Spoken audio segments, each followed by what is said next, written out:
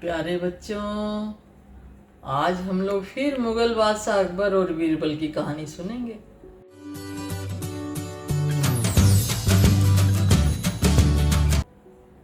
आपको मुझे लगता है पसंद आएगी ये कहानी भी।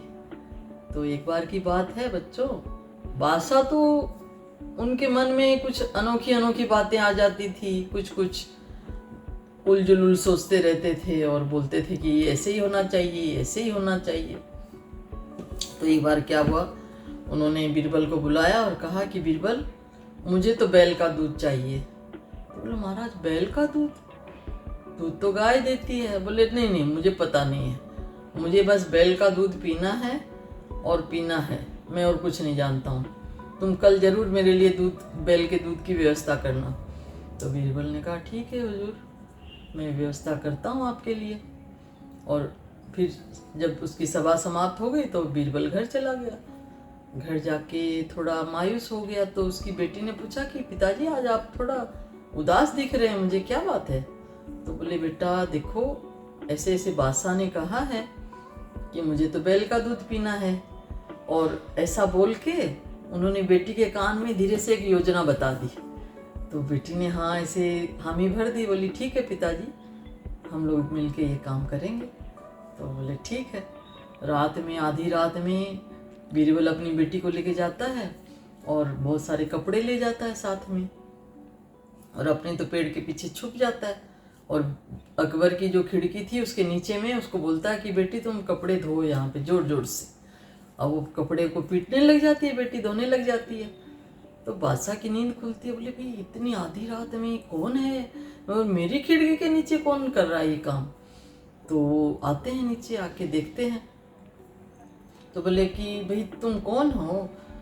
तो बोले कि महाराज, मैं तो मेरे पिताजी के बेटा हुआ है, तो कपड़े धोने आई हूँ यहाँ पे। और मेरी माँ तो गई हुई है नानी के घर, तो मुझे दिन भर में तो काम में टाइम ही नहीं मिला। तो मैं सोची कि अभी सुबह फिर मेरा काम चालू हो जाएगा, तो भी कपड़े तो भी रात में धोने हैं, तो धो के रख देती हूँ मैं। तो बोले कि पिताजी ने बेटा हुआ है? बोले हाँ महाराज, मेरे पिताजी के बेटा हुआ है, मेरी माँ तो नानी घर गई हुई है। तो बोले कि क्या बोल रही है बेटा, पिताजी के बेटा थोड़ी होता है? बोले हाँ महाराज, आजकल बैल भी दूध देने लगा है और पिताजी के भी बेटा हो गया है। तो बोले कि ओ तुम जरा ऐसे अपने सिपाही को बोलते जरा रोशनी इसके चेहरे की तरफ लाओ। तो बोले तुम कहीं बीरबल की बेटी नहीं हो क्या? बोले हाँ महाराज, ठीक पहचाना। इतने में बीरबल पेड़ के नीचे से आता है पीछे से और बोलता है कि देखिए महाराज, आपने तो कैसी कैसी मांग रख दी जो असंभव है, तो उसको तो मैं पूरी कर नहीं सकता था।